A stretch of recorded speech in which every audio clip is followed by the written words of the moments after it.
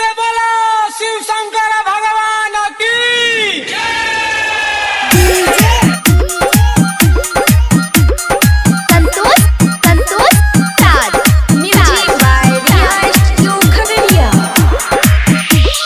भोले के दुआरिया मम्मी हम जइबोगे, भोले के दुआरिया मम्मी हम जइबोगे, कांधा पे कमर लेके देवा घर जइबोगे, कांधा पे कमर लेके देवा घर जइबोगे, सुल्तानगंज से जलावा उठैबोगे, सुल्तानगंज से जलावा उठैबोगे, कांधा पे कमर लेके देवा घर जइबोगे, कांधा पे कमर लेके देवा घर जइबोगे।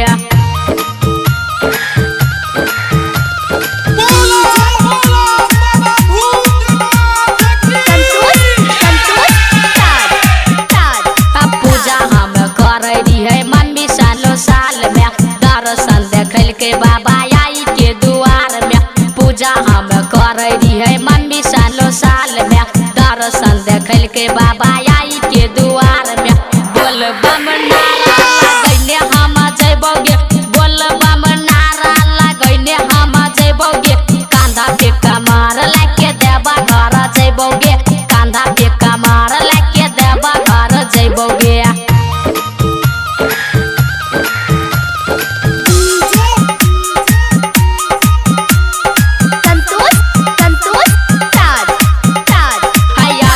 सो शिव के बात लेली मानी, सचिन साथे मैया कैली बेईमानी, या विनाश सो शिव के बात लेली मानी, सचिन साथे मैया कैली बेईमानी, या पतार के संगे जाला चढ़ैबोगे, या पतार के संगे जाला चढ़ैबोगे, कांधा पे कमर लेके देवा घर जइबोगे, कांधा पे कमर लेके देवा घर जइबोगे, सुल्तानगंज से जलावा उठैबोगे, सुल्तानगंज से जलावा उठैबोगे, कांधा पे कमर लेके देवा घर जइबोगे, कांधा पे कमर लेके देवा घर जइबोगे। Recording by Riya studio Khagaria Bhadas.